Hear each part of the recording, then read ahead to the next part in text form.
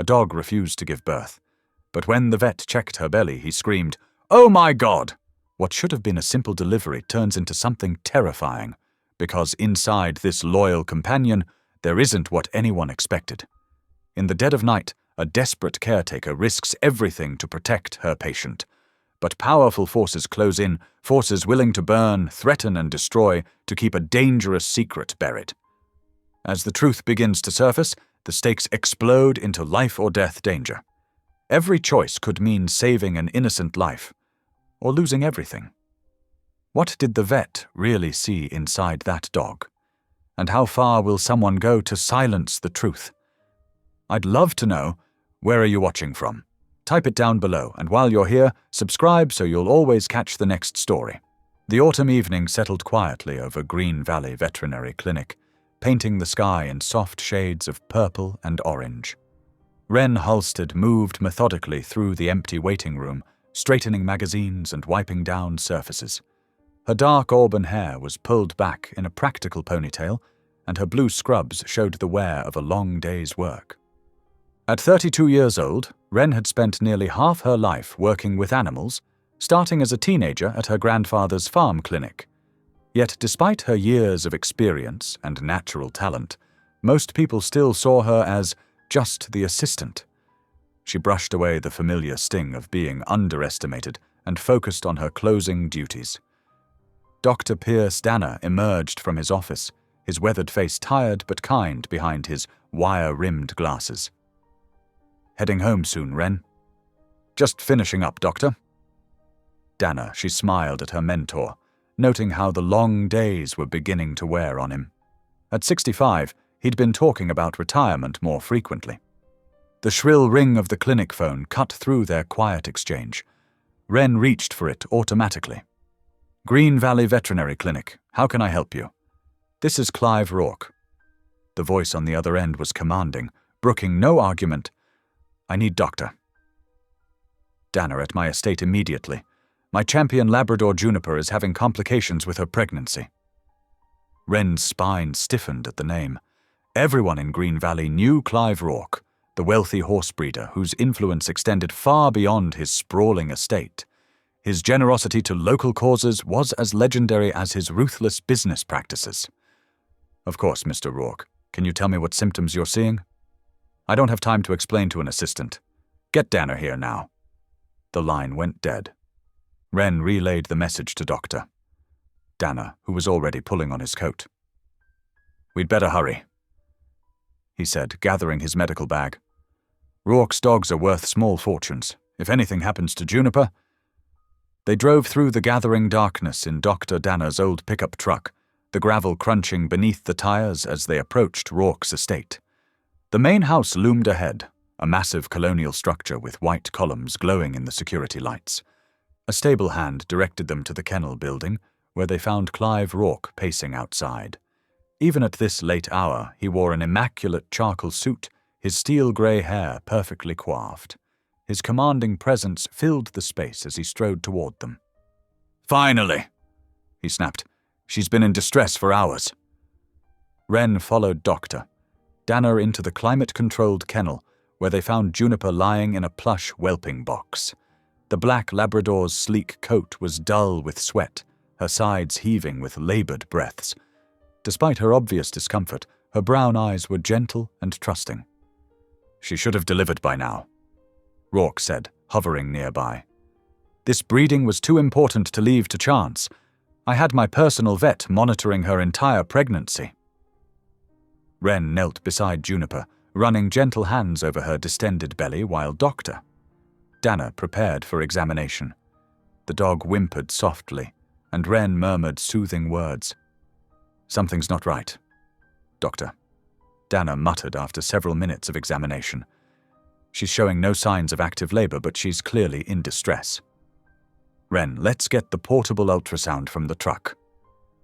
As Wren hurried to retrieve the equipment, she couldn't shake the feeling that something was terribly wrong. Juniper's symptoms didn't match typical whelping complications she'd seen before. They set up the ultrasound machine with practiced efficiency. Rourke's presence loomed behind them, his impatience palpable in the tense atmosphere. Wren applied the gel to Juniper's belly while Dr. Dana positioned the probe. The image on the screen came into focus, and Dr. Dana's hands suddenly froze. Wren leaned closer, trying to make sense of what she was seeing. Where there should have been the distinct shapes of puppies, there were instead uniform, rectangular objects. "Oh my God!" Dr. Dana gasped, recoiling from the monitor. His face had gone pale, and his hands trembled slightly as he adjusted his glasses. Wren stared at the screen in horror as understanding dawned. Those weren't puppies in Juniper's belly. They were packages, sealed packets of some kind, deliberately placed inside this trusting animal. The air in the kennel grew thick with tension as Dr. Dana slowly turned to face Clive Rourke. The breeder's expression had transformed from impatience to something darker, more threatening. "Mr. Rourke," Dr. Dana began, his voice steady despite his evident shock. "What have you done to this dog?" Rourke's response was cold and precise. "I believe the question is, what are you going to do for my dog, Doctor?" "She's clearly in distress, and I expect you to resolve the situation. Immediately." Wren's hand rested protectively on Juniper's head, her mind racing. The dog's gentle eyes met hers, filled with trust she didn't deserve. They had stumbled into something dangerous, something that went far beyond routine veterinary care. Dr. Dana straightened to his full height, though he still had to look up at Rourke. "This dog needs emergency surgery. Whatever you've placed inside her needs to be removed before it kills her." "Then that's what you'll do," Rourke replied smoothly. "Right here, right now.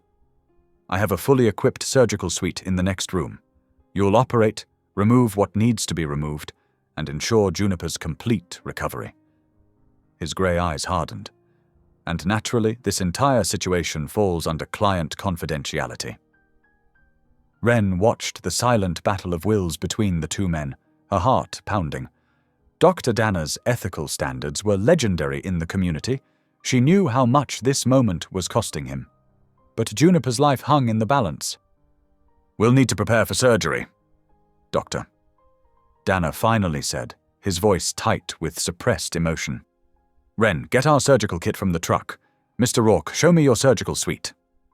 As Wren hurried to gather their supplies, her mind whirled with the implications of what they'd discovered. A champion show dog, used as a smuggling mule. The packets they'd seen could contain anything. Drugs, diamonds, documents. The possibilities were as disturbing as they were endless. The surgical suite proved to be state-of-the-art, better equipped than their own clinic. Rourke spared no expense when it came to his animals, or, apparently, his illegal operations. They worked quickly to prepare Juniper for surgery, Wren's movements automatic despite her churning thoughts. Dr. Dana's hands were steady as he began the procedure, but Wren could see the tension in his shoulders.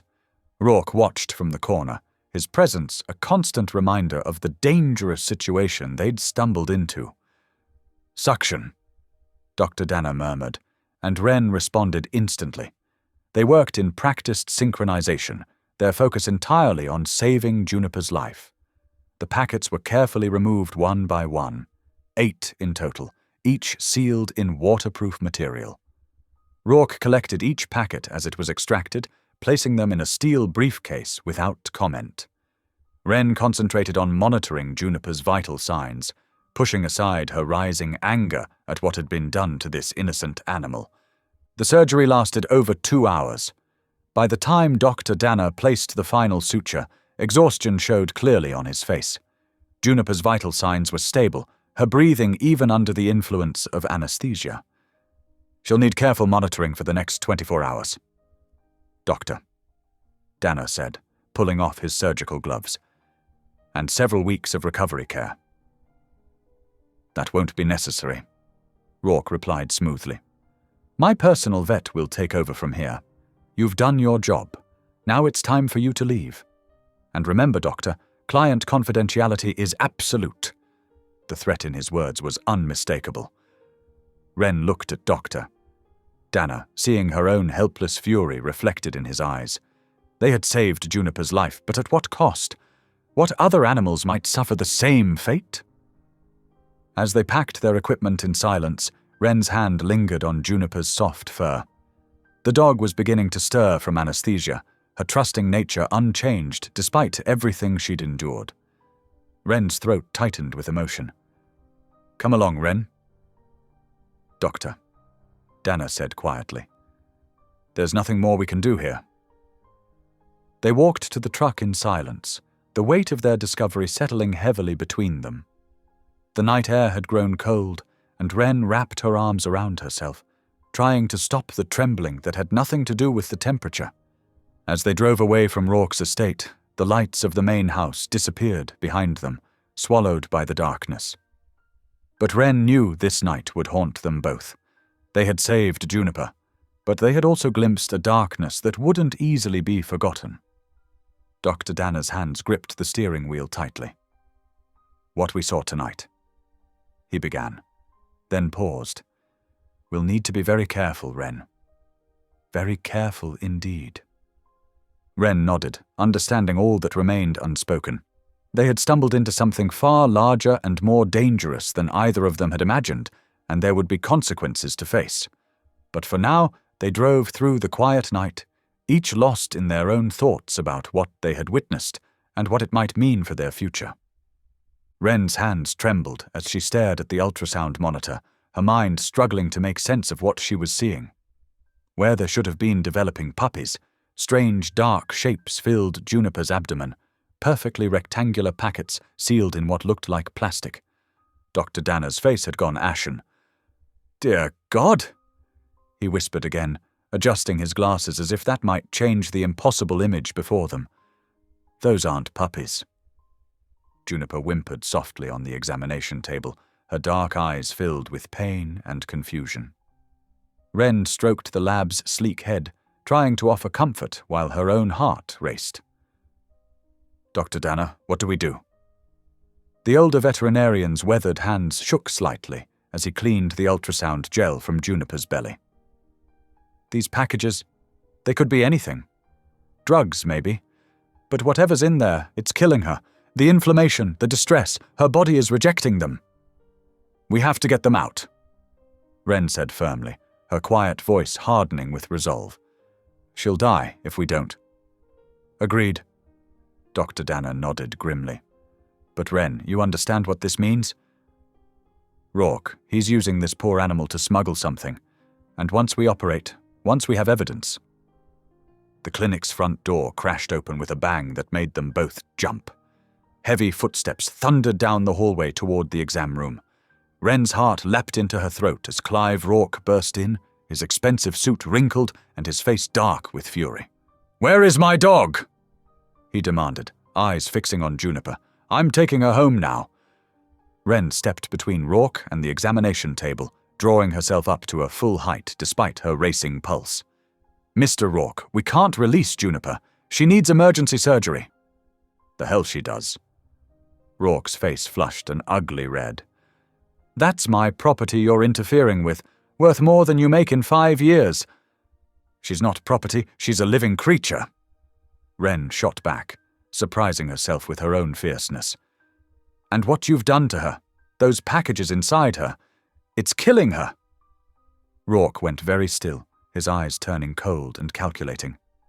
"So, you've seen." He gave a thin smile that didn't reach his eyes. "Let me make this simple. Hand over my dog now, and I'll make it worth your while. $100,000 each." He pulled out his phone. "I can have it wired to your accounts in 5 minutes." Dr. Dana stepped forward, his voice steady despite his pale face. "Mr. Rourke, this isn't about money. This is about medical ethics and animal cruelty. Juniper needs immediate surgery or she could die." "Ethics?" Rourke barked out a harsh laugh. "Let me tell you about ethics. I own half this county. The mayor, the police chief, most of the council. They all golf at my club, vacation on my yacht. 1 phone call and both your licenses are gone. 2 calls and this clinic gets shut down for health code violations I'm sure we can find. 3 calls. His smile turned cruel. "Well, accidents happen all the time, don't they?" Wren felt ice in her veins, but she didn't move from her protective stance in front of Juniper. "We're not giving her up." Wrong answer. Rourke pulled out his phone and began to dial. The sound of shattering glass exploded through the clinic, followed by a whoosh of flames. Orange light flickered in the hallway as acrid smoke began to pour under the exam room door. More breaking glass, more flames, multiple points of impact. "Firebombs!" Dr. Danner gasped, already moving to gather supplies. "Wren, get Juniper!" The smoke was thickening rapidly as Wren unhooked Juniper's IV and helped the weakened dog to her feet. Rourke had vanished in the chaos. The exam room door was hot to the touch. They'd have to find another way out. "The back door!" Wren called out, supporting Juniper's weight as the dog stumbled. Dr. Danner grabbed their medical bags and essential equipment, following close behind. They made it halfway down the smoke-filled hallway when the ceiling groaned ominously. Flames were spreading with terrifying speed, consuming the old building's dry wood. Wren's eyes burned and her lungs screamed for clean air. Just then, a powerful beam of light cut through the smoke. "Police! This way!" a man's voice called out. Deputy Evan Blanchard appeared through the haze, his uniform already smudged with soot. 2 other officers flanked him, all wearing protective masks. "Come on. Building's not stable." Wren had never been so glad to see the sandy-haired deputy. She'd always noticed how his uniform seemed more scuffed than the other officers, how he was often assigned the least desirable patrols. Now she understood why. He was one of the few not in Rourke's pocket. Evan rushed forward to help support Juniper's other side, while his fellow officers assisted Dr. Danner.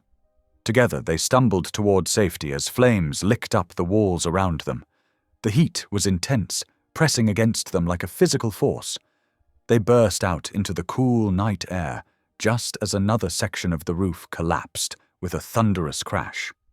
Wren gulped in clean oxygen, still clutching Juniper close as they moved a safe distance from the burning building. Red and blue lights flashed everywhere, police cars, fire trucks screaming up to the scene. "Are you all right?" Evan asked, steadying Wren as she swayed slightly. His face was etched with concern. She nodded, unable to speak yet through her raw throat. Dr. Danner was already setting up a temporary treatment area for Juniper on the grass, his hands steady despite everything. "We got reports of suspicious vehicles in the area just before the fire started," Evan told them grimly. This was coordinated. Professional. He looked at Wren intently. "Want to tell me what you found that was worth burning down a clinic to hide?" Wren met his honest gaze, seeing in it the same dedication to doing what was right that had made her stand up to Rourke. She glanced at Dr. Danner, who gave her a slight nod. "We need to get Juniper stable first," she said hoarsely. But then, "Yes. You need to know what's going on. Just—" She looked around at the burning clinic, at all they'd almost lost. "Just promise me you can protect us, because this is only the beginning." The fire continued to rage behind them as emergency vehicles crowded the street. Wren knelt beside Juniper, monitoring her vital signs while Dr. Danner prepared emergency medications. The lab's dark eyes fixed on Wren with complete trust, and she silently renewed her promise to save this innocent creature no matter what it cost her. She could feel Evan's protective presence nearby as he coordinated with other first responders, making sure they had a secure perimeter. They'd survived this first attack, but Rourke's threats echoed in her mind. He wouldn't stop until he had what he wanted, or until they stopped him first. Smoke still curled into the pre-dawn sky as emergency vehicles crowded the clinic's parking lot.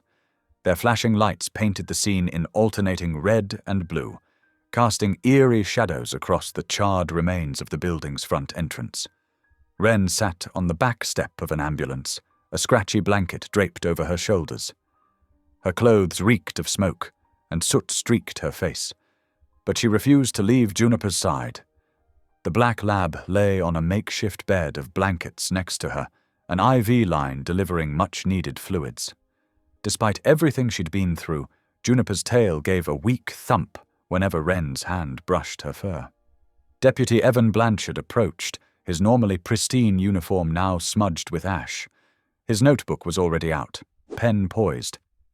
"Miss Halstead, I know you've been through a lot, but we need to get your official statement while everything's fresh in your mind." Wren nodded, her throat tight.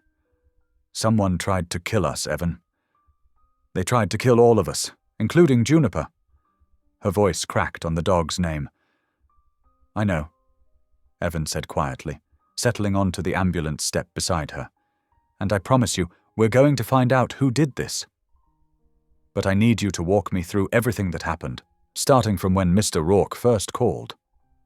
For the next 30 minutes, Wren recounted the night's events in detail. The urgent call, the discovery during the ultrasound, Rourke's threats, and finally, the firebomb crashing through the window. As she spoke, more emergency vehicles arrived, including the fire marshal's investigation unit. "And you're absolutely certain about what you saw on the ultrasound?" Evan asked, his pen scratching across the paper. "Yes, they were rectangular packets, maybe 3 inches by 5 inches, and each one had some kind of marking, looked like Y1 stamped on them." Wren's hands clenched in her lap. "Evan, you have to get law enforcement involved. Real law enforcement, not just local. This is bigger than Dash." "Than me?" Evan's smile was grim. "Trust me, I know. I've already called the state police, and they're sending a detective.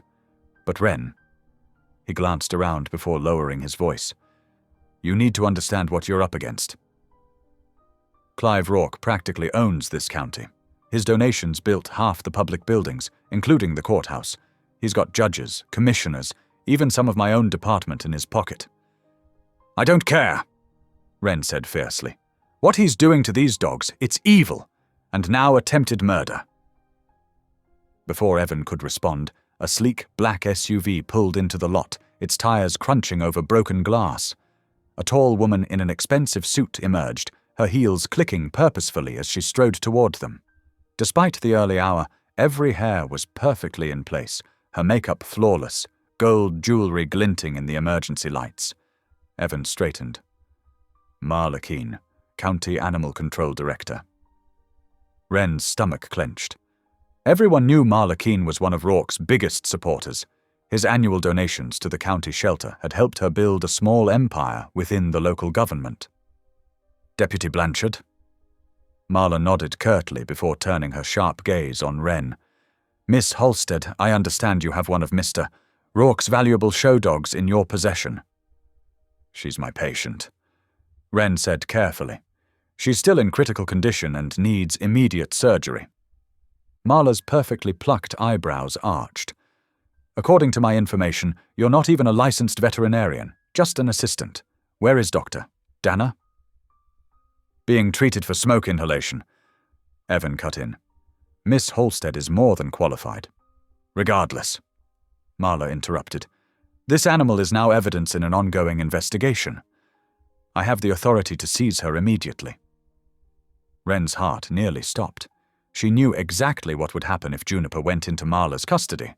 The dog would disappear, along with all evidence of Rourke's smuggling operation. "No." "Excuse me?" Marla's voice could have frozen water. Wren stood, letting the blanket fall from her shoulders.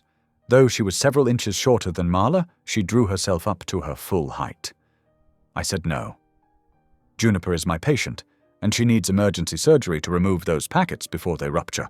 If that happens, she'll die."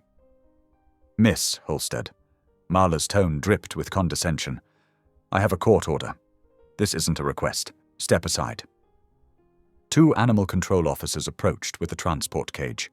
Juniper whimpered, trying to press closer to Wren's legs. "You want to take her?" Wren's voice was steel. "You'll have to arrest me first."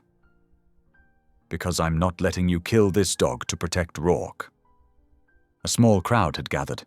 Firefighters, EMTs, even a few early rising neighbors. Marla's eyes darted around, clearly aware of the watching audience. "This is obstruction of justice," she hissed. "I'll have your license, what little authority you have." "Go ahead," Wren shot back. "But first, explain to all these people why you're trying to remove a critically ill dog from medical care. Explain why you're so eager to help the man whose building just got firebombed with 3 people inside." Evan stepped forward, positioning himself subtly between Wren and the animal control officers.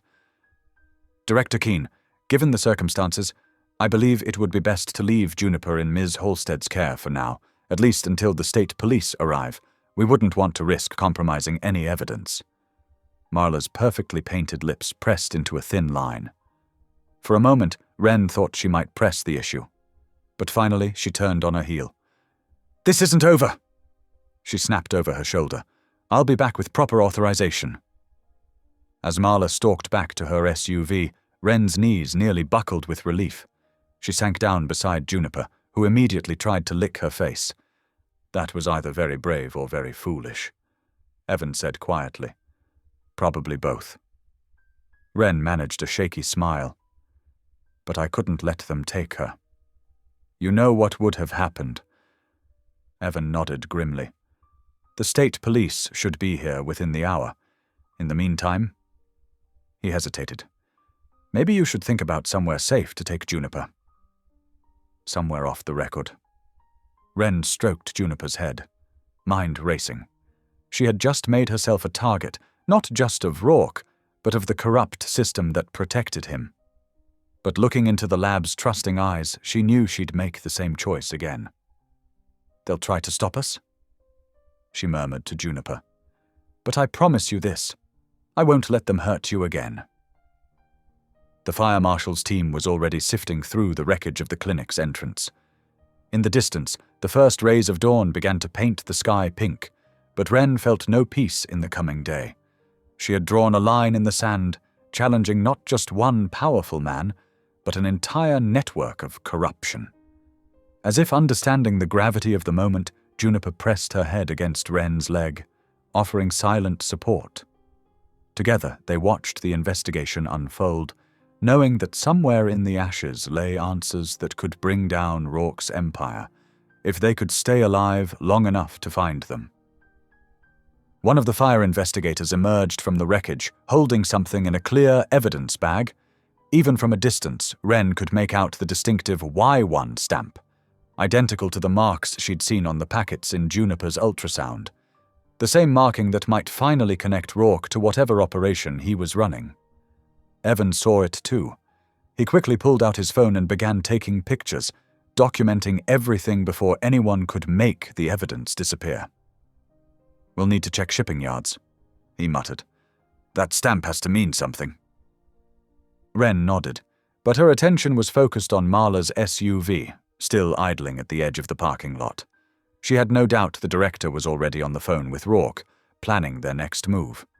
Whatever came next, Wren knew she had to be ready. She pulled Juniper's blanket closer around the shivering dog, checking her IV line and vital signs. The lab's eyes met hers with complete trust. And in that moment, Wren's resolve hardened. She had chosen her path, chosen to stand against the corruption that had nearly claimed 3 lives tonight. There would be no turning back now. The rising sun continued to chase away the darkness, but Wren knew their night was far from over. It was only the beginning of what promised to be a dangerous fight for justice and survival. The old Anderson barn loomed ahead, its weathered red paint barely visible in the dim pre-dawn light. Wren gripped the steering wheel of her truck tightly, following the winding dirt path as Evan's police cruiser led the way. "In the passenger seat, Doctor." Danner held Juniper's head steady in his lap, monitoring her breathing while speaking softly to keep her calm. "Almost there, girl," Danner murmured, his weathered hands gentle on the black lab's fur. "Just hang on a little longer." The barn had been Evan's idea, remote enough to avoid detection but close enough to reach quickly. As an abandoned property on the outskirts of town, it offered both privacy and basic amenities, like electricity and running water from its days as a working farm. Wren parked beside Evan's cruiser, killing the engine. "How's she doing?" "Stable for now, but we need to move fast," Danner replied, his voice tight with concern. That ultrasound showed severe internal pressure from those packets, if any of them rupture. He didn't need to finish the thought. They all knew what was at stake. Evan was already at the barn door, working the padlock with a set of keys. Anderson family gave me access years ago to keep an eye on the property," he explained as the heavy door groaned open. "Never thought I'd be using it for emergency surgery." Together, they carefully lifted Juniper from the truck. The dog whimpered softly but remained surprisingly calm, as if sensing their determination to help her. Inside, the barn was musty but clean, with solid wooden floors and several empty horse stalls. Their footsteps echoed in the cavernous space as they carried Juniper to the largest stall. "I grabbed what I could from the clinic before the fire spread," Wren said, retrieving her medical kit from the truck. The familiar weight of surgical instruments provided small comfort. "But we're still working with minimal supplies." Danner nodded grimly as he helped arrange clean blankets on an old workbench they'd converted into a makeshift operating table. "We'll make do. Evan, can you get that generator started? We'll need the lights." While Evan worked on the power, Wren and Danner prepped their surgical space as best they could. They laid out sterile drapes, arranged instruments, and prepared the few medications they'd managed to salvage. Wren's hands moved automatically through the familiar motions of surgical preparation, but her mind raced with all the things that could go wrong. The overhead lights flickered to life as Evan got the generator running. The steady hum filled the barn, almost drowning out the sound of distant thunder. A storm was rolling in. "I'll keep watch outside," Evan said, checking his weapon. "You two focus on saving her." Wren nodded gratefully as she began administering the anesthesia. "Juniper's been through so much already. Using her like this—" Her voice trailed off as anger threatened to overwhelm her professional detachment. "Focus on the medicine," Danner reminded her gently. "That's what she needs from us right now." As they waited for the anesthesia to take effect, Wren performed one final ultrasound to confirm the location of the foreign objects. The black and white image showed at least 3 distinct packets positioned throughout Juniper's abdomen. The sight made her stomach turn. "Ready?"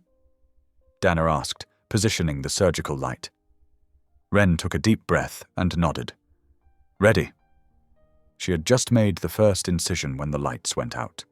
Total darkness engulfed them for several terrifying seconds before the generator's emergency backup kicked in, providing dim illumination through a single hanging bulb. Outside, rain began hammering against the barn's metal roof. "Someone cut the power," Evan called from his position by the door, voice tight with tension. Danner's face was grim in the shadows. "We can't stop now." "Wren, can you continue?" She forced herself to steady her hands, remembering all the times she'd assisted in difficult surgeries. "Yes, the light's not ideal, but I can manage." She had to manage. Juniper's life depended on it. Working carefully under the limited light, Wren proceeded with the surgery. Every movement had to be precise, deliberate. She could feel Danner watching closely, ready to assist but letting her take the lead. Years of working together had created an unspoken understanding between them. The first packet was exactly where the ultrasound had shown, nestled against Juniper's stomach. With extreme care, Wren worked to free it from the surrounding tissue.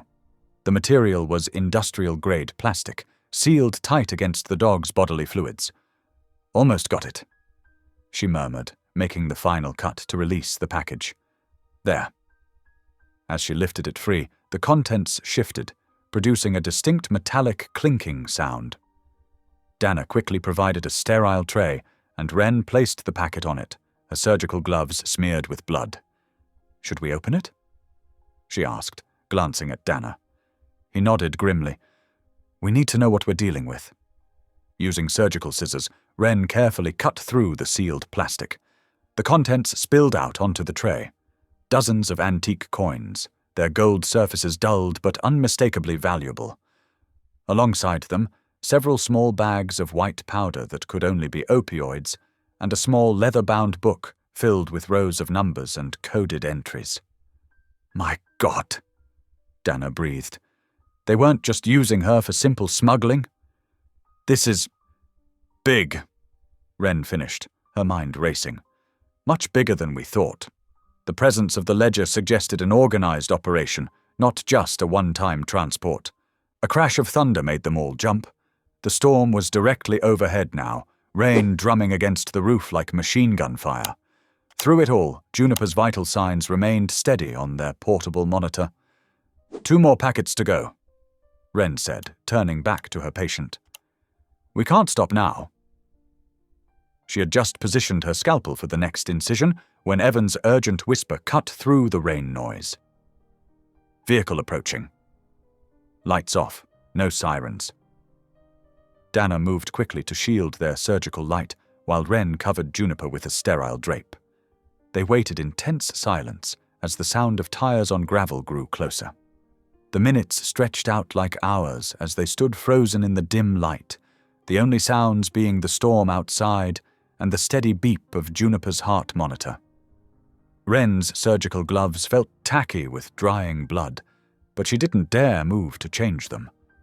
Finally, Evan's voice came again, heavy with relief. False alarm.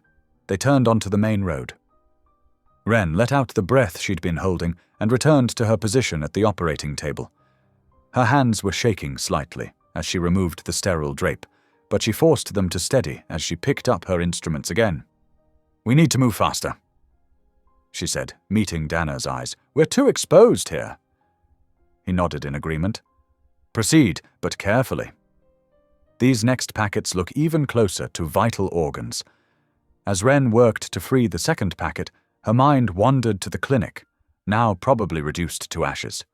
All those years of building a practice, helping animals, gaining the community's trust, gone in a single night. But looking down at Juniper's trusting face, even under anesthesia, she knew they'd made the right choice. The second packet came free with agonizing slowness. It was identical to the first, and Wren could hear the same metallic clicking as she placed it on the tray. They didn't open this one. There would be time for that later. The third packet proved the most challenging, wedged in a spot that required extreme precision to reach without damaging surrounding tissue. Sweat dripped down Wren's face as she worked, but she didn't dare ask for someone to wipe it away. One wrong move could be catastrophic. Blood pressure's dropping slightly, Dana warned, watching the monitors. Almost there, Wren muttered, her world narrowed to the small field of her operation. Everything else fell away. The storm, the danger, the exhaustion. There was only this moment, this task, this life in her hands. With a final careful cut, the last packet came free. As Wren began closing the incision, she allowed herself to feel a glimmer of hope. They'd done it. Against all odds, they'd succeeded. Good work, Dana said softly as he helped her place the final sutures. Textbook surgery under impossible conditions. Wren managed a tired smile as she finished the last stitch. We're not done yet. She still needs to wake up and recover. She glanced at the 3 packets on the surgical tray, their contents representing a criminal enterprise that had nearly cost this innocent dog her life. And we need to figure out what to do with those. The generator's hum seemed to grow louder in the following silence, as if emphasizing the weight of their discovery.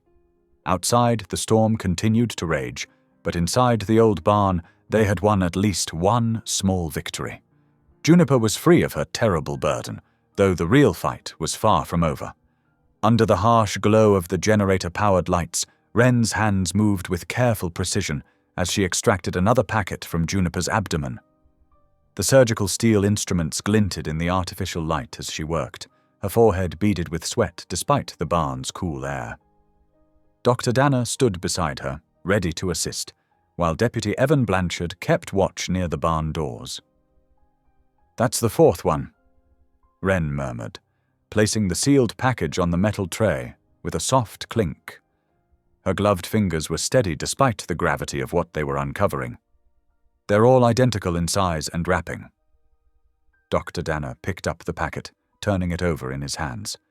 The clear plastic revealed ancient-looking coins pressed against what appeared to be small bags of white powder.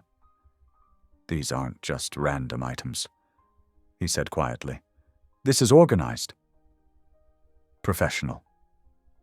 Evan moved closer, his police training evident in how he documented everything with his phone camera. We need to get all of this logged properly, Evidence bags, chain of custody, the whole 9 yards.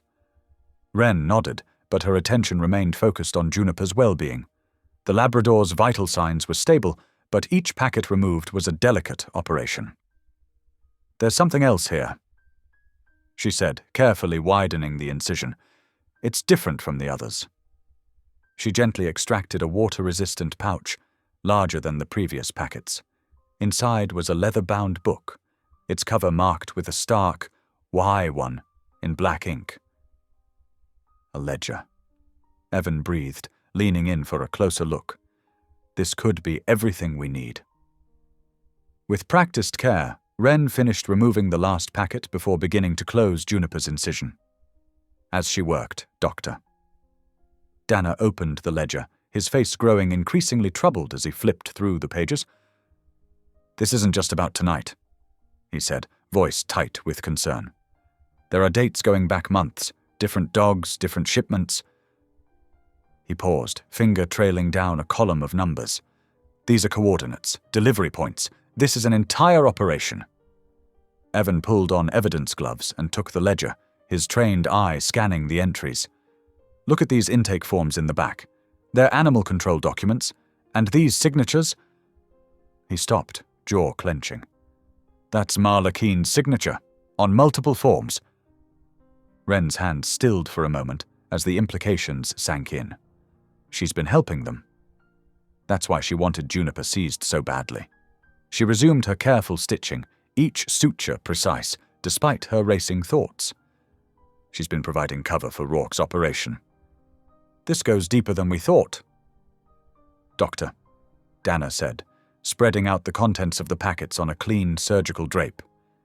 "Ancient coins, probably worth a fortune. Drugs. Who knows what else they've been moving?" Wren finished the last stitch and began applying surgical glue to reinforce the closure. "They've been using dogs as living contraband carriers. That's why Rourke's breeding operation is so extensive. He's not just selling puppies, he's running a smuggling ring." Evan was photographing each page of the ledger methodically. "These forms show a pattern. Dogs coming in for routine checks, scheduled surgeries. But look at the dates. They line up with shipping manifests listed here. They were using legitimate vet visits as cover for their pickups and deliveries. And Marla's been falsifying documents to make it all look official." "Doctor," Danner added, his voice heavy with disgust. "Using her position at animal control to protect the whole operation." As Wren applied the final bandaging to Juniper's abdomen, she felt a mix of emotions churning in her stomach. Anger at the cruelty of using innocent animals this way, determination to see justice done, and a hint of fear at the scope of what they'd uncovered. "We need to document everything perfectly," she said, stripping off her surgical gloves. "Photos, notes, proper evidence handling. They'll try to discredit whatever we find. We can't give them any openings." Evan nodded, already typing on his phone. "I'm calling in some people I trust absolutely. We need to get all this logged and secured before word gets out. Once Rourke realizes what we've found, he'll come after it all." "Doctor," Dana finished grimly. "And us." Wren moved to check Juniper's vital signs again, her hand gentle on the dog's head. The Labrador's breathing was steady, her pulse strong. Despite everything she'd been through, she was fighting. "We'll need to move her soon," Wren said. "Somewhere safe for recovery. Somewhere they won't think to look." Dr. Dana began carefully packaging the evidence, his movements deliberate and methodical. "I have a friend who runs a sanctuary about 2 hours north. Off the grid, excellent security. Juniper would be safe there while she heals." "Good thinking," Evan said. "I'll arrange for a trusted transport, but first." He held up the ledger. "We need to make copies of everything. Digital backups, multiple locations. If anything happens to this evidence, we need redundancy." Wren watched as they worked, her mind racing through the implications of what they'd discovered. This wasn't just about saving one dog anymore. This was about exposing a criminal enterprise that had been operating right under everyone's noses, protected by the very people meant to prevent such abuse. She began documenting everything in her own notebook, her writing precise and detailed. Every packet, Every coin, every entry in the ledger. Measurements, weights, descriptions, times, dates, locations. Nothing could be left to memory or chance. "Look at this, Doctor," Dana called out, pointing to a page in the ledger. "These numbers here, they're not just shipping coordinates, they're values, profits." He shook his head in disbelief. "We're talking millions of dollars." Evan whistled low. No wonder they were willing to torch the clinic. With this kind of money involved, they'll do whatever it takes to keep it quiet. Wren finished, her voice firm. "Which is exactly why we need to make sure this evidence survives. All of it." She moved to help Doctor. Dana organized the packets, each one carefully labeled and photographed. The ancient coins gleamed dully under the generator lights. Greek, Roman, some she couldn't even identify. The small bags of white powder were sealed with the same Y1 mark as the ledger. How many other dogs? She wondered aloud, her heart aching. How many have they used like this? "According to these records," Evan said, still poring over the ledger, "at least 24 over the past year. Different breeds, different sizes. They were careful not to use the same dog too often. Less chance of detection that way." Dr. Dana's face was grim. "And Marla's involvement explains why no one ever caught on. Any complaints or concerns would have gone straight to her desk. She could bury anything that might expose the operation." Wren thought about all the times she'd seen Marla at Rourke's facilities, always so proper in her sharp suits and bold jewelry. All those donations to animal control, the new equipment, the renovated kennels. It had all been part of the cover. "We need to be strategic about how we use this information," she said, carefully placing another labeled packet into an evidence bag. "If we move too quickly, they'll have time to destroy records, hide assets, maybe even hurt more animals to cover their tracks." Evan nodded, sealing another evidence bag. "I have some contacts in the federal task force. This kind of operation, smuggling, drugs, money laundering, it crosses state lines. That puts it in their jurisdiction, takes it out of Marla's reach." "How long will Juniper need to recover?" Dr. Dana asked, looking at the sleeping dog with concern. Wren checked the bandages again. "At least 2 weeks before those incisions are fully healed. We'll need to monitor for infection. Make sure she's getting proper nutrition." She stroked Juniper's ear gently. "She's been through so much." The generator hummed steadily as they continued their work, carefully preserving every piece of evidence. Wren couldn't help but feel the weight of responsibility settling on her shoulders. They had stumbled onto something bigger than any of them had imagined, and now they held the power to bring it all crashing down. "We should move in teams," Evan said, checking his phone. "My trusted backup will be here in 20 minutes. We'll split the evidence between different secure locations. Harder to intercept that way." Dr. Dana began preparing a recovery kit for Juniper. Medications, bandages, monitoring equipment. "I'll call my friend at the sanctuary, make sure they're ready for her. They have an on-site veterinary facility. Wren, you should go with her. You know her case best." Wren nodded, but her eyes were drawn to the ledger. "We need to make sure we understand everything in here first. Every name, every location, every connection. Once we move on this, we'll only get one chance to get it right." They worked steadily, photographing, documenting, cross-referencing. Each new detail they uncovered painted a clearer picture of the operation's scope. The ledger wasn't just a record of shipments, it was a blueprint of corruption, showing how deep the rot had spread. Marla's signature appeared on form after form, each one carefully crafted to provide legal cover for the smuggling operation. Intake dates matched shipping manifests. Veterinary procedures coincided with delivery coordinates. It was all there, hidden in plain sight behind a veneer of legitimate business. "The question is, Doctor," Dana said quietly, "how many others are involved? How far up does this go?" Wren looked at Juniper, peaceful now in her medically induced sleep, and felt her determination harden. "As far as we need to follow it, whatever it takes to make sure no other animal suffers like this." The evidence spread before them told a story of greed, cruelty, and betrayal. But it also offered hope. Hope that with careful handling and strategic action, they could bring the whole system crashing down. They just had to be smarter, more careful, and more determined than those who would try to stop them. As Evan's backup began to arrive, they prepared to move their precious cargo, both the evidence that would expose the truth and the innocent dog who had helped them discover it. The night was far from over, but they had taken the first crucial steps toward justice.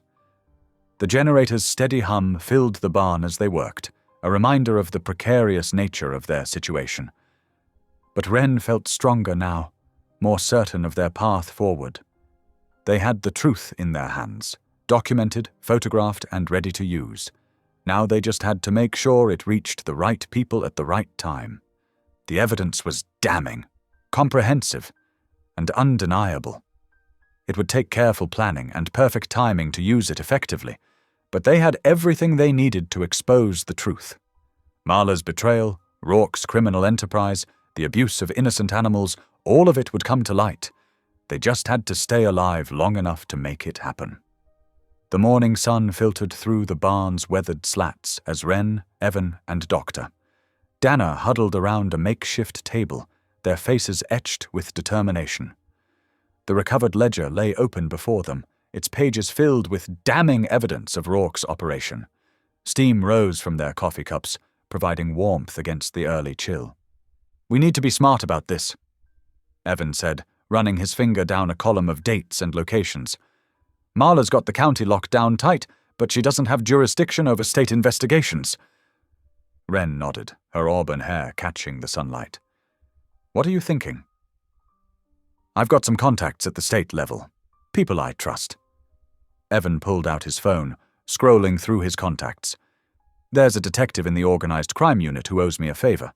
She's been trying to crack down on smuggling rings for years." Dr. Dana adjusted his glasses, studying the ledger entries. These numbers don't lie. The volume of contraband moving through his operation is staggering. "And using innocent animals as carriers," Wren added, her voice tight with anger. She thought of Juniper, now recovering safely in a secret location. "We can't let him keep doing this." Evan stood up, pacing the barn's worn floorboards. "Here's what I'm thinking. We use the ledger as bait. Make Rourke think we're willing to negotiate. While your state contact moves in from above." Wren finished, catching on to his strategy. "Exactly." Evan stopped pacing, his expression serious. "But we need to be careful. Rourke's got eyes everywhere." Dr. Dana cleared his throat. "I might have an idea about that. His main breeding barn, I know the layout well from previous calls. There's a hidden storage room behind the feed bins. Perfect place for a meeting." Wren leaned forward, her eyes bright with purpose. "And perfect for gathering evidence. If we could get him talking about the operation." "I can set up surveillance," Evan said. "Small cameras, high-quality audio. But we need to draw him in carefully." They spent the next hour planning, mapping out every detail. Wren would be the face of the operation, playing on Rourke's tendency to underestimate her.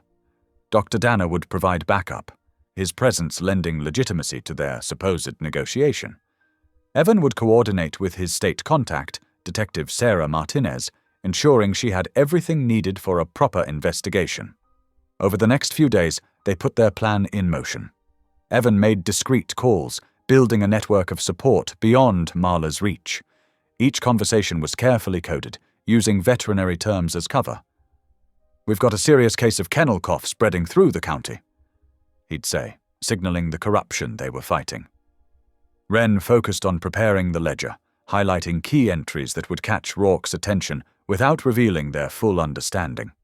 She worked late into the night, her desk lamp casting a warm glow as she cross-referenced dates and locations. "Look at this pattern," she showed Dr. Dana one evening. "Every third Thursday, like clockwork. That's when the biggest shipments moved through." The older veterinarian nodded, his weathered face grave. He must have quite a network to maintain that kind of schedule. Their first coordinated action came together on a quiet Tuesday morning. Wren drove to Rourke's property, her heart pounding but her hands steady on the wheel. The ledger sat in her passenger seat, carefully wrapped in brown paper. Dr. Danner followed in his truck, maintaining a discreet distance. Rourke's breeding facility sprawled across several acres, the main barn rising like a cathedral to his wealth and power. Wren parked near the side entrance, noting the security cameras tracking her movement. She'd counted on them, wanted them to see her arrival.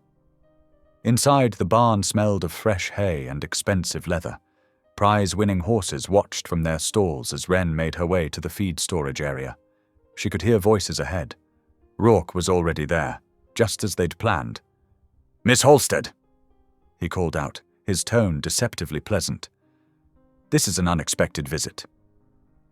Wren stepped into view, holding the wrapped ledger close. "Mr. Rourke, I think we need to talk." "Do we?" He stood near the feed bins, dressed in an expensive suit that seemed out of place in the barn. Two men flanked him, trying to look casual but clearly there for muscle. "I have something that might interest you." Wren kept her voice steady, channeling all her training in handling nervous animals. "Something about your shipping operations." Rourke's eyes narrowed, focusing on the package in her hands. "That's a dangerous topic for a veterinary assistant to be exploring." "Maybe. But I'm more interested in solutions than problems." She took a careful step forward. "I think we could help each other." Behind the feed bins, hidden cameras captured every word, every subtle shift in Rourke's expression. Evan monitored the feed from a nearby van, recording everything while Detective Martinez's team moved into position around the property. "You're either very brave or very foolish," Rourke said, moving closer. "What exactly are you proposing?" Wren unwrapped the ledger slowly, letting him see just enough of the familiar Y1 stamp. "I'm proposing we discuss what this is worth to you, and what it might cost if it fell into the wrong hands." The trap was set. Rourke's attention fixed on the ledger like a hawk spotting prey. He didn't notice Doctor Danner quietly entering through the back door, or the small red lights of the cameras recording his every move. "You have no idea what you're dealing with," Rourke warned, but there was a new edge to his voice. Uncertainty. "Actually, I do." Wren stood her ground. "I know about the Thursday shipments, the coded intake forms, Marla's involvement in clearing the paperwork." Rourke's face darkened. "Careful, girl. People who know too much tend to have accidents in this county. Like the clinic fire." Wren pushed back. "That was clumsy, Mr. Rourke. Drew a lot of attention, the kind of attention that makes state investigators very curious." The mention of state authorities hit home.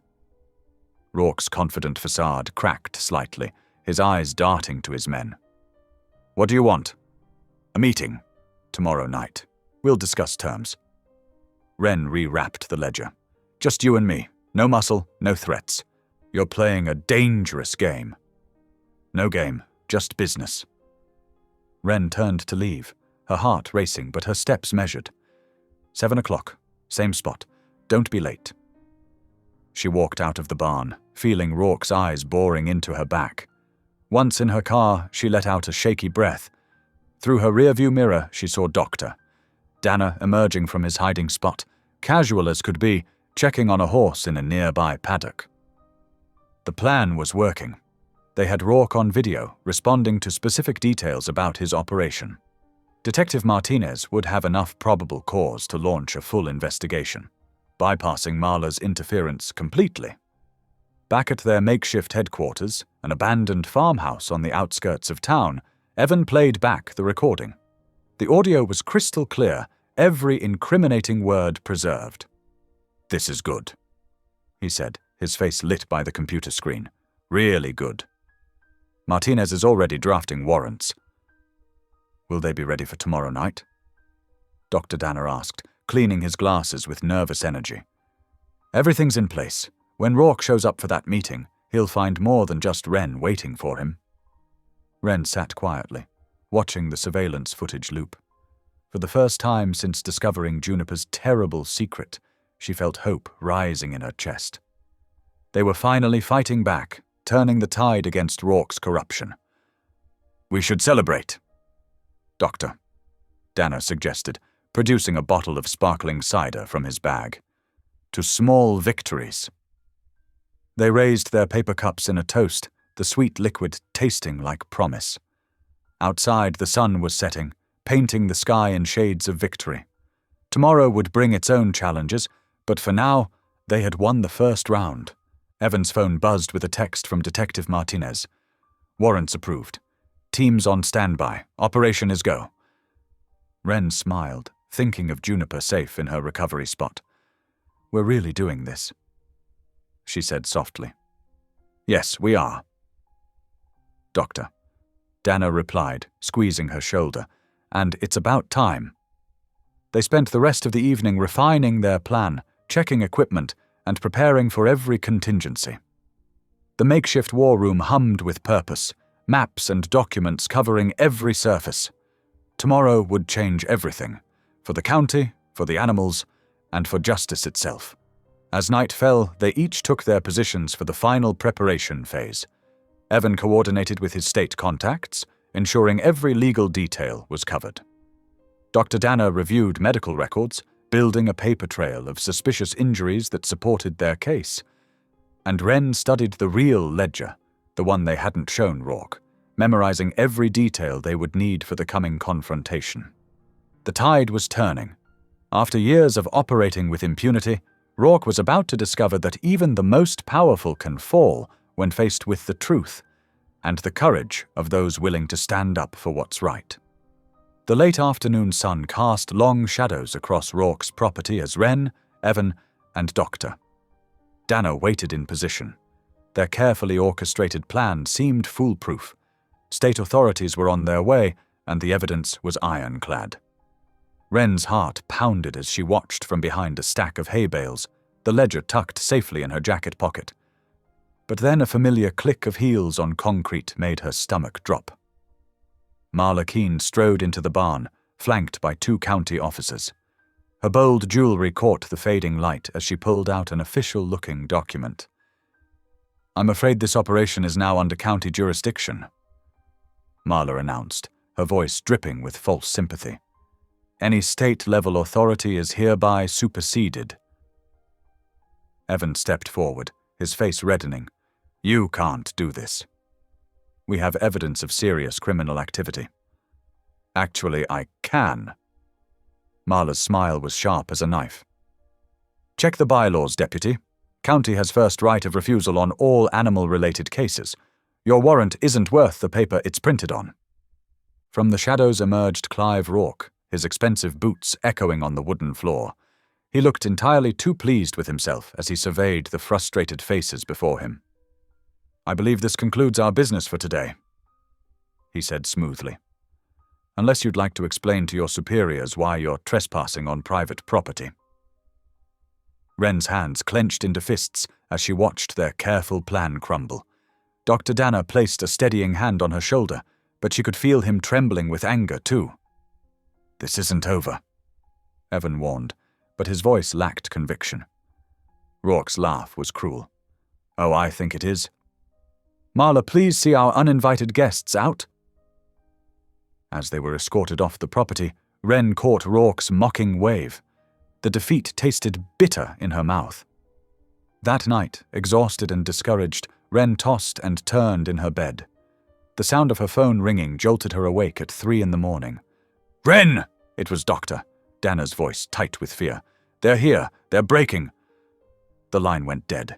She was in her truck within minutes, speeding toward the temporary clinic where they'd been keeping Juniper.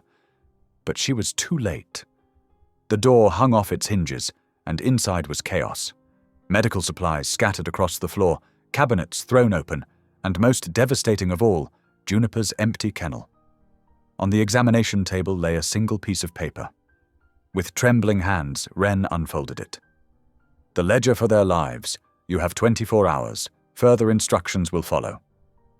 She sank to her knees, surrounded by the wreckage. Dr. Danner, who had been like a father to her, and Juniper, still weak from surgery, both gone. The weight of responsibility crushed down on her chest until she could barely breathe. Dawn found her sitting in her truck outside the clinic, staring at nothing. The ledger felt heavy in her bag, the one piece of evidence that could bring down Rourke's entire operation. But what good was justice if it cost 2 innocent lives? Her phone buzzed with a text from Evan. "We'll figure this out. Don't give up." But for the first time since this began, Wren wasn't sure she had the strength to keep fighting. The system she'd trusted to protect them had been corrupted at every level.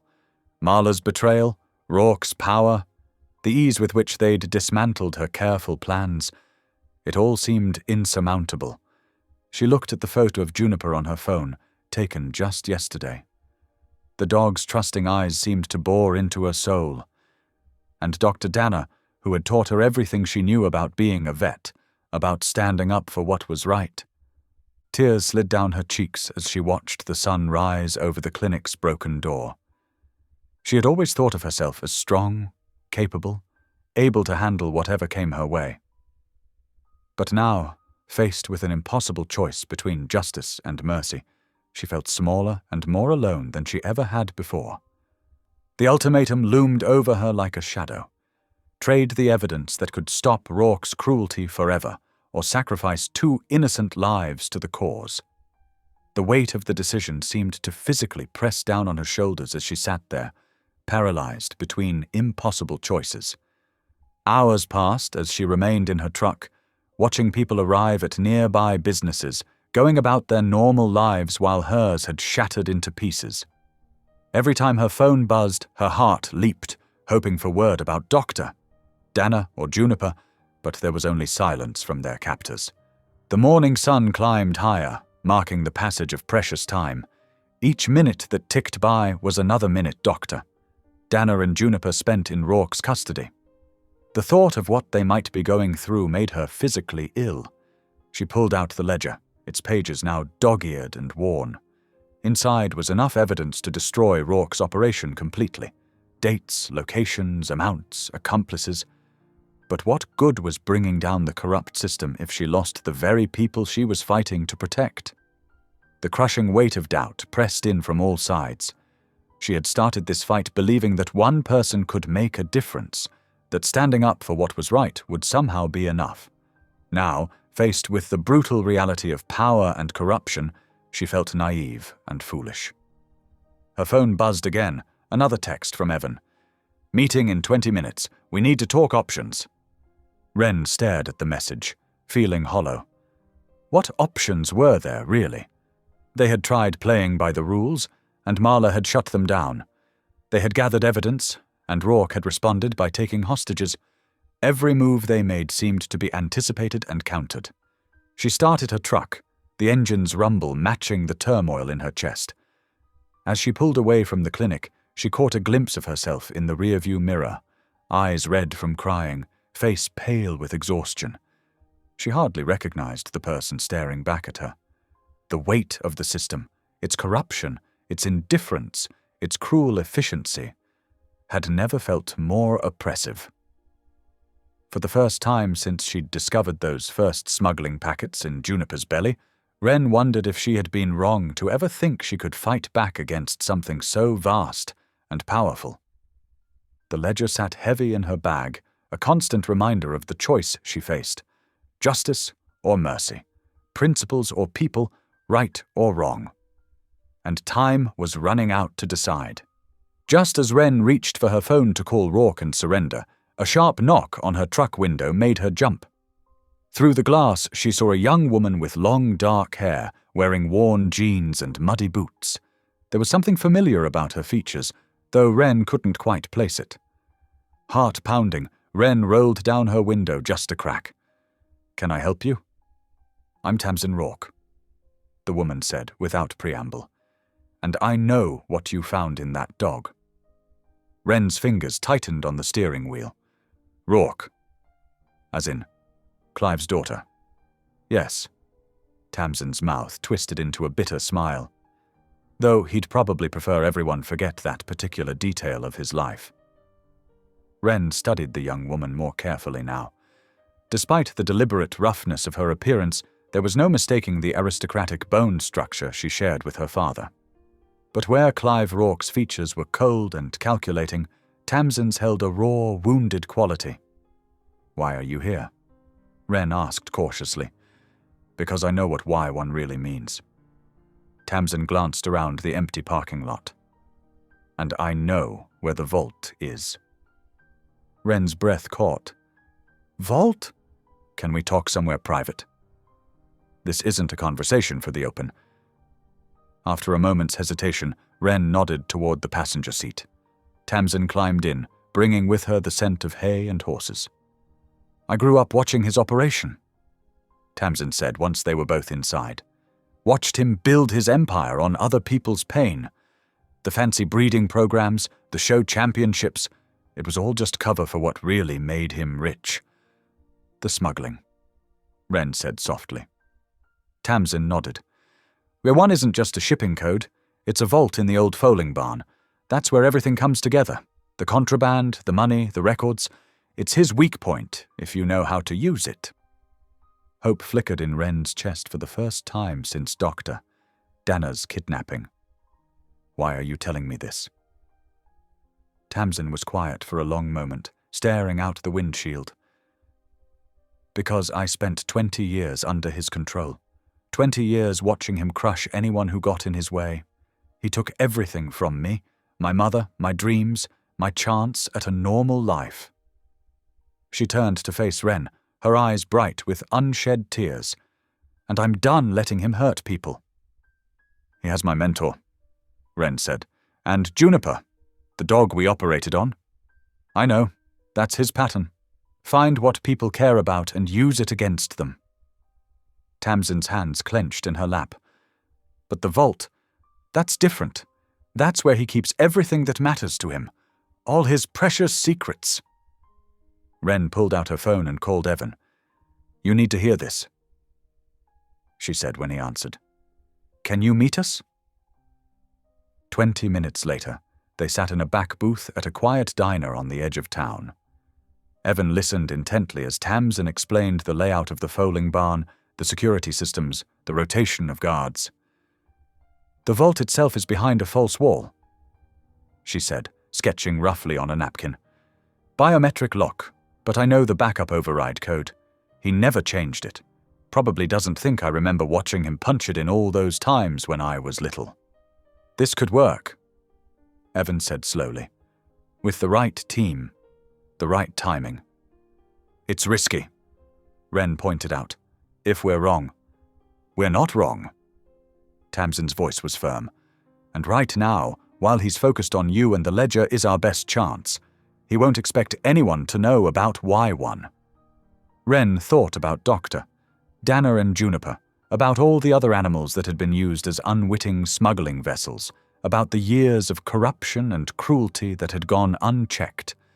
The weight of responsibility still pressed down on her, but now it felt more like purpose than burden. "I'm in," she said. "What do we need?" They spent the next hour planning, Tamsin's intimate knowledge of the property proving invaluable. She knew the blind spots in the security cameras, the habits of the night guards, even which floorboards creaked in the old barn. "The hardest part will be timing," Evan said. "We need to coordinate the vault breach with locating and extracting Dr. Dana and Juniper." "I can help with that too," Tamsin said. "I know where he keeps people when he wants them close but hidden. There's a converted tack room in the main stable. Soundproofed, heavy door. That's where they'll be." Hope bloomed stronger in Wren's chest, tempered with caution but no longer crushed by despair. She looked at their unlikely alliance, a deputy, a vet, and the bitter daughter of their enemy, and felt something shift in her understanding of strength. Sometimes it wasn't about fighting alone against impossible odds. Sometimes it was about finding unexpected allies in the darkness. "We'll need backup," Evan said, already making calls. "People we can trust completely. And we'll need to move fast," Tamsin added. "Once he realizes I'm involved, then let's do it," Wren said firmly. "Tonight?" They spent the afternoon gathering resources and finalizing plans. Evan contacted trusted officers from neighboring jurisdictions, building a team that operated outside Marla's influence. Tamsin drew detailed maps of the property, marking every entrance and exit, every security measure. As evening approached, they gathered in an abandoned feed store just outside town.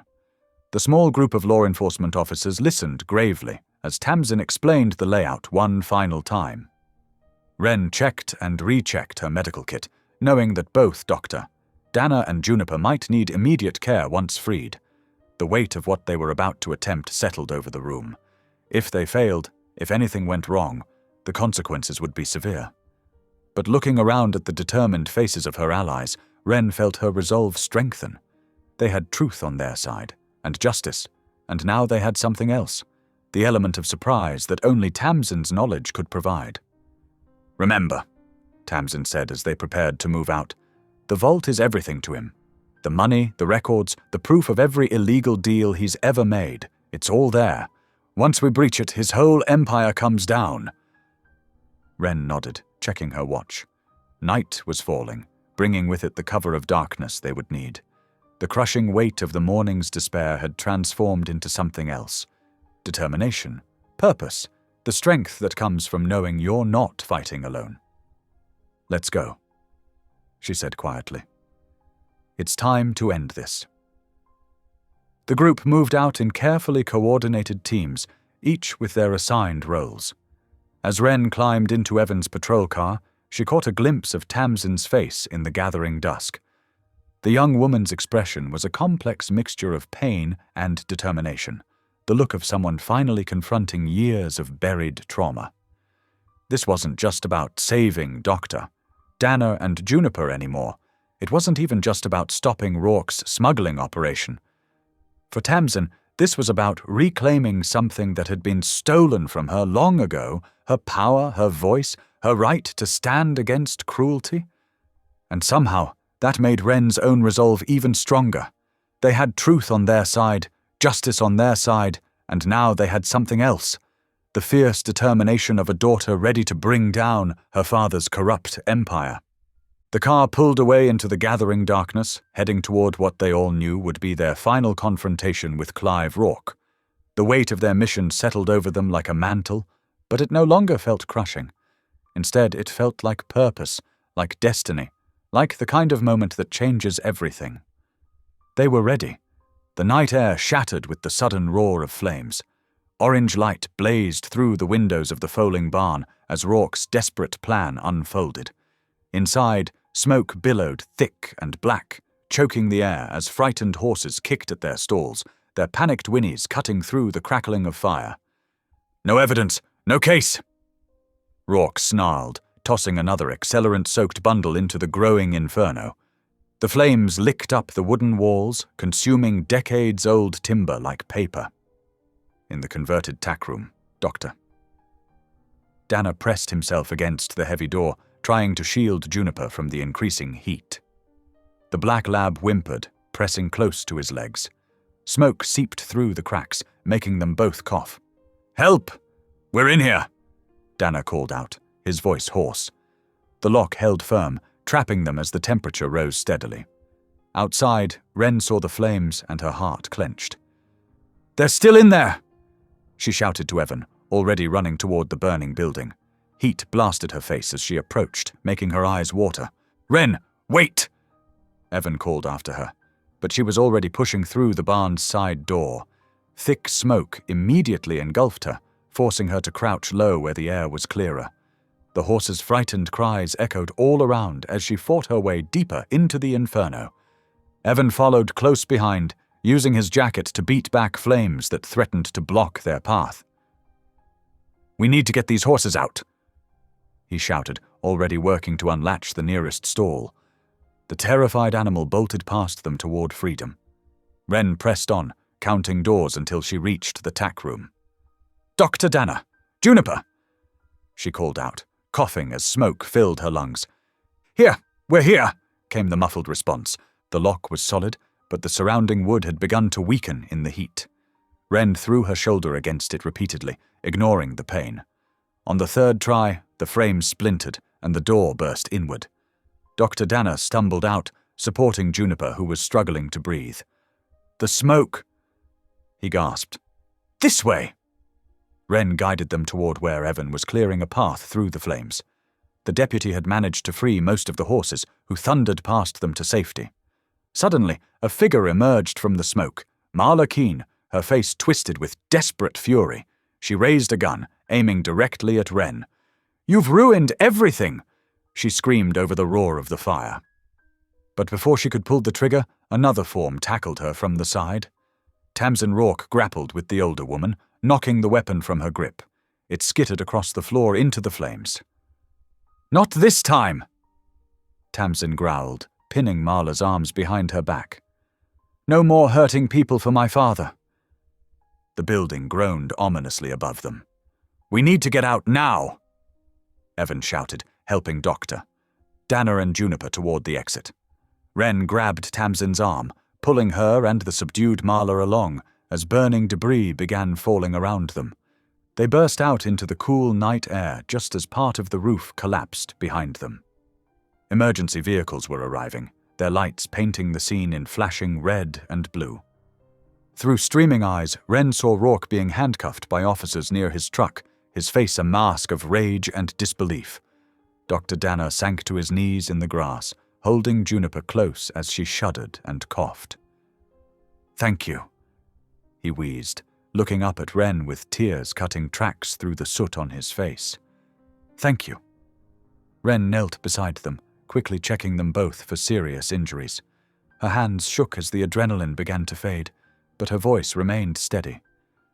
"Just breathe," she said softly. "You're safe now. You're both safe." In the days following the fire, state troopers descended on what remained of Rourke's operation. Teams of investigators sifted through the charred ruins, recovering twisted metal fragments from the vault that still held traces of their illegal contents. But it was Tamsin's detailed testimony that proved most damaging. Years of witnessed transactions, names, dates, and methods laid bare before the grand jury. Marla Keene and Clive Rourke were led away in handcuffs, their arrests making front-page news in the local paper. The sight of these once powerful figures being escorted to waiting patrol cars sent ripples through the community. Their web of influence, built on bribes and intimidation, crumbled in the harsh light of justice. Dr. Danner's recovery was gradual but steady. The smoke inhalation had left him with a persistent cough, but his spirit remained unbroken. He spent his convalescence making plans for the clinic's future, his pride in Wren's actions evident in every conversation. "You've shown what real leadership looks like," he told her one afternoon as they sat in his office surrounded by blueprints for the clinic's renovation. "Not just skill with animals, but the courage to stand up for what's right." Evan's reinstatement to full duty came with commendations. His superiors, embarrassed by how long Rourke's operation had flourished, were eager to recognize those who had helped bring it down. He visited the clinic often, his smile warmer when directed at Wren. The clinic itself transformed under Wren's growing influence. Dr. Danner officially named her as his partner, acknowledging what many had long known, that her capabilities far exceeded her former title. She brought fresh energy to their practice, implementing new protocols and expanding their services while maintaining the compassionate care that had always been their hallmark.